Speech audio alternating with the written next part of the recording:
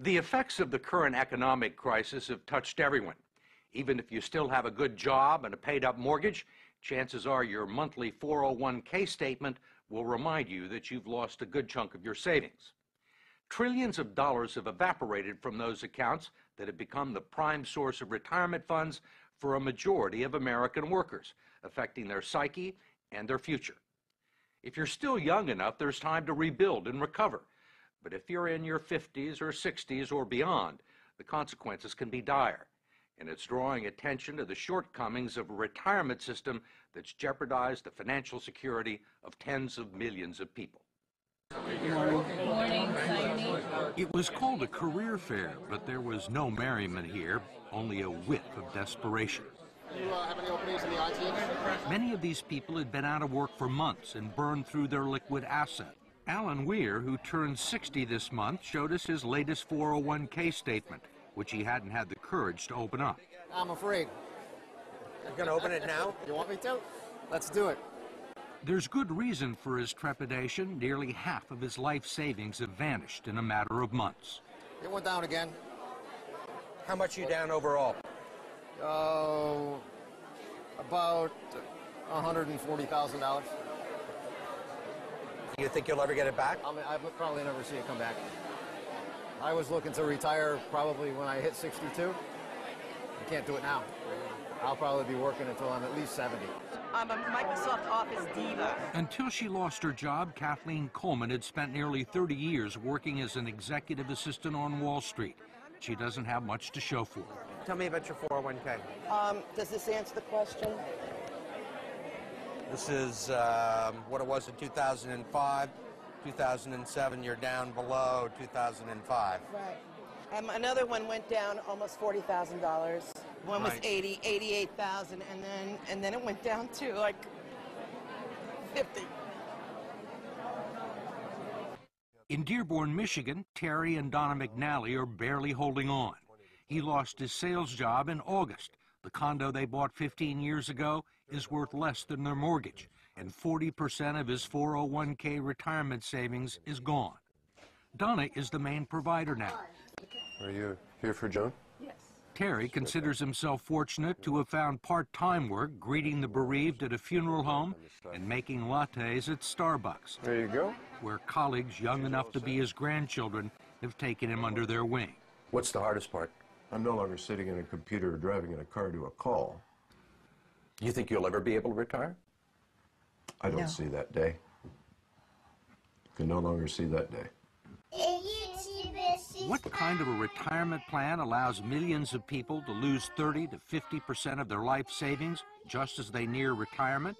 David Ray, president of the profit-sharing 401k Council of America and a lobbyist for the 401k industry, says it's one that empowers people to make their own investment decisions. 401k is the absolute best way people can save for retirement. They absolutely are the best retirement vehicle we have. How can you say it's the best available if it has let down tens of millions of people at the time they need the money the most? That's not a 401k problem. That is our entire investment system. This is about the markets went down for everybody. Nobody was saved in the current thunderstorm. Ray says that many people still have more money in their 401ks than they've actually contributed. He says everyone had multiple investment options, including low-yield guaranteed returns, and he believes people who lost money have no one to blame but themselves. In America, it's a society based on freedom and choice and personal responsibility. We need to help them understand these responsibilities and execute them to the best they can. 401k is part of that. There are no guarantees. What about the people who are 63 or 64? A lot of those people were thinking about retiring. Well, and now they aren't. Well, I mean, a lot of them were retired and have to go back into the workforce. Well, but that was not a 401k problem. That's an investment system problem. The markets go up and down, and if those people chose to take equity risk, there was a logical outcome. But in fact, the 401k plans that have become the primary source of retirement income for 60 million Americans were never designed to be retirement plans in the first place. They were created in the late 1970s as a savings plan and tax shelter for ordinary Americans. The idea was that workers would make voluntary contributions and employers would match a portion of them. The taxes would be deferred until the employee reached the age of 59 and a half. It was supposed to supplement the two traditional income streams for retirees, Social Security and pensions, one leg of a three-legged stool that would support American workers into their golden years. But it didn't turn out that way. The three-legged stool, if you will, has gone to two legs, and it's wobbly, and it's wobbling, and I'm not sure that it's going to support anything. And that's the scary part, and people are afraid. Brooks Hamilton has helped design retirement plans for some of the country's largest corporations. He says 401ks turned out to be so much cheaper than funding pensions that many companies decided to freeze their pension plans and replace them with 401ks. The decision created millions of new employee investors for Wall Street and the financial community, and they pounced on the opportunity. If you go back and track the mutual fund growth in assets, and you track the growth in 401k plans, it looks like a railroad track leading to the sky. They are parallel tracks. So the big beneficiaries were the mutual funds. That's right. That's correct. The fact is that the typical 401k investor is a financial novice. They don't know a stock from a line. And we give them a list of 20 or 30 mutual funds with really, really powerful names. You know, they sound like, gee, that's where I want to have my money. What are generally the quality of the mutual funds and 401k plans? Mediocre. I'm going to be real honest with you. With half the funds on the list, really dogs, what people would characterize as dogs, shouldn't be on the list to start with. There clearly has been a raid on these funds by the people of Wall Street, and it's cost the savers and the future retirees a lot of money that would otherwise be in their account, independent of the financial collapse. Representative George Miller of California is chairman of the House Committee on Education and Labor and a staunch critic of the 401k industry, especially its practice of deducting more than a dozen undisclosed fees from its clients' 401k accounts. Now you got a bunch of economic wizards jumping in and taking money out of your retirement plan, and they don't want to tell you how much. You can't decipher it in simple English, and they're not interested in disclosing it or having any transparency about it. And most of the people that look at their 401ks have no idea that these fees are being taken out. No. Where would you find it? Where would you find these fees in this prospectus? You can look on any page you want, and when you're all done reading it, and you will find some of the fees and the commissions here, but you won't find them all, and I bet you won't find half of them. There are legal fees, trustee fees, transactional fees, stewardship fees, bookkeeping fees, finder's fees, and the list goes on and on.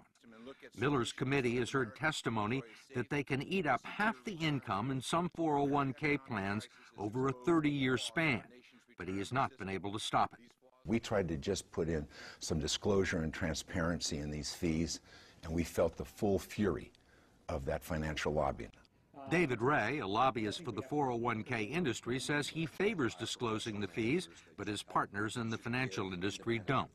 You think most people know these fees exist? I think they know that there are fees. They don't know exactly how large they are. Why do you think the financial services industry is opposed to fee transparency? I don't know that they're opposed to it. I think the issue is... You don't think they're opposed to it? Well, they want to keep... You're a lobbyist in Washington, right? You know they're opposed to it. George Miller hasn't been able to get a bill to the floor. I think they want to keep the systems as simple and not make changes. They like the way things are, and whenever you push people out of their comfort zones, you know, it's an issue. I mean, they're comfortable with the situation because they're making a ton of money, or they have made a ton of money. Well, and their systems are set up. We wanted to ask David Ray, who's been so bullish on 401k plans, one last question about what the future holds for people like Terry and Donna McNally and Kathleen Coleman. Need a babysitter? Most of the people that we've talked to are 50 and 60 years old, Right. and have sustained these losses, say there is no way they're ever going to make them back. Right. Do you agree with that? I think we have to be truth tellers. I think that when a person has hit this point, and we've had this unfortunate situation, I don't think we can misrepresent what the possibilities are. And the reality is that money's not coming back that they've lost. They can't count on it.